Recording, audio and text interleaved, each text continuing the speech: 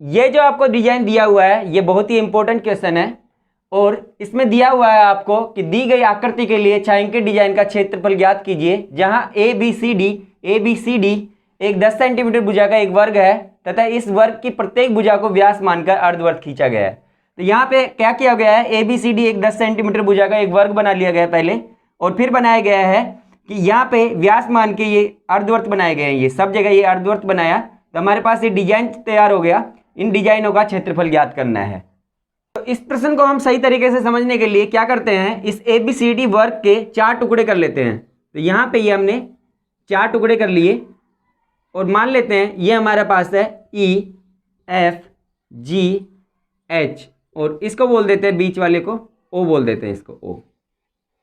अगर हम एक का निकाल ले, मतलब कि अंक डी ई ओ एफ का निकाल लेते हैं, तो उसका 4 गुना करके पूरे छायांकित भाग का क्षेत्रफल निकाला जा सकता है। तो अब हम सोल्व करते हैं ई ओ एफ डी के लिए, ई ओ एफ डी के लिए सोल्व करते हैं। तो यहाँ से जब ई की तरफ से देखेंगे या ई को केंद्र मानेंगे तो चौथा वृत्त आ जाएगा यहाँ पे इतना। तो ये लिख देते हैं हम कि ये 1 है और ये 2 है, 1 और 2 मिलकर चौथा वृत्त हो गया। उसी तरीके से इसको 3 बोलेंगे अगर, तो 2 और 3 मिलके इधर की तरफ से एफ को केंद्र मान के चौथा वृत्त हो गया है। तो यहाँ पे लिखते हैं हम 2 और 1 का क्षेत्रफल और 2 और 3 का क्षेत्रफल बराबर हो जाएगा चौथा वृत्त का क्षेत्रफल प्लस चौथा वृत्त का क्षेत्रफल। तो लिखते हैं 1 प्लस 2 का क्षेत्रफल और इसमें जोड़ना है 2 प्लस 3 का क्षेत्रफल।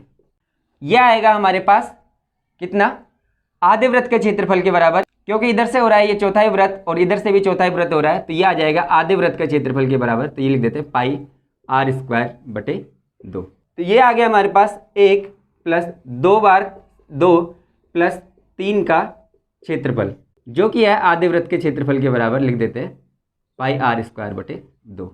अब निकालते हैं हम ई ओ एफ डी वर्ग का क्षेत्रफल। तो वर्ग ई ओ एफ डी का क्षेत्रफल ये हो जाएगा 1 प्लस 2 प्लस 3, तीनों मिलके हो जाएगा 1 प्लस 2 प्लस 3 का क्षेत्रफल। अगर हम इस वाले में से माइनस कर देते हैं जिसमें दिया हुआ है 1 2 बार 2 और 3 का क्षेत्रफल में से ये माइनस कर देते हैं 1 2 3 का क्षेत्रफल, तो हमारे पास 2 का क्षेत्रफल आ जाएगा, जो कि एक छायांकित भाग है, एक पत्ती है, इसका भाग क्षेत्रफल आ जाएगा। तो ये आएगा सेकंड भाग का क्षेत्रफल बराबर होगा पाई आर स्क्वायर बटे 2, मतलब कि अर्धवृत्त का क्षेत्रफल माइनस वर्ग ई ओ एफ डी का क्षेत्रफल, ई ओ एफ डी का क्षेत्रफल। तो ये आ गया, हम निकालते हैं इसको पाई आर स्क्वायर, आर जो होगा हमारे पास अब होगा ये डी एफ के बराबर, जो कि है 10 सेंटीमीटर का आधा, मतलब कि 5 सेंटीमीटर। तो लिखते हैं पाई जो कि है 22/7,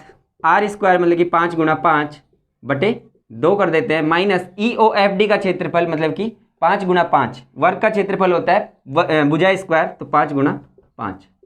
यह आ गया हमारे पास एक छायांकित भाग का क्षेत्रफल, इस वाले का क्षेत्रफल। अगर हम इसको 4 गुना कर देंगे तो हमारे पास आ जाएगा पूरे के पूरे छायांकित भाग का क्षेत्रफल। अतः छायांकित भाग का क्षेत्रफल बराबर हो जाएगा 4 गुना भाग 2 का क्षेत्रफल। तो लिखते हैं 4 गुना 22/7 गुना 5 गुना 5 बटे 2 माइनस 5 गुना 5। अब इस 4 से गुणा कर देते हैं पूरे को, या फिर इसको सोल्व करके बाहर निकाल लेते हैं। तो ये आ जाएगा 4 गुना, यहाँ पे 5 गुना 5, 5 गुना 5 दोनों में से कॉमन आ सकता है और उसको बाहर ले लेते हैं। तो 5 गुना 5 हमारे पास को आ गया कॉमन और बाहर लिख दिया। अब बचा हमारे पास यहाँ अंदर 22/7 गुना 2 मतलब कि 22/14 माइनस 5 गुना 5 पूरा बाहर ले लिया था कॉमन, तो ये बचेगा सिर्फ 1। इसको सोल्व करते हैं एलसीएम लेने के बाद, ये आएगा 4 गुना 5 गुना 5 और एलसीएम लेंगे तो 22 माइनस 14 बटे 14 हो जाएगा। तो 22 माइनस 14 लिखते हैं बटे 14। अब ये क्या होगा, 5 5 25 और 25 चौके 100 हो गया यहाँ पे, और गुणा 22 माइनस 14 करेंगे तो ये आएगा हमारे पास 8 बटे 14। तो ये आ गया 800 बटे 14 और ये होगा वर्ग सेंटीमीटर में, तो लिख देते हैं वर्ग सेंटीमीटर आंसर। या फिर इसको हल करना है तो हम हल कर सकते हैं आसानी से। क्या होगा, पहले इसको 2 से काटते हैं, 2 से काटेंगे 400/7 आ जाएगा, 400/7 आ गया, 7 का भाग देते हैं हम, 7 पंजे 35 बचेगा 5 जीरो, 7 7 49, 1 0 7 एकम 7, 3 जीरो और 7 चौके 28, तो ये आया 57.14 वर्ग सेंटीमीटर। तो आप चाहे तो इसको 400/7 भी लिख सकते हैं या फिर 57.14 वर्ग सेंटीमीटर भी लिख सकते हैं।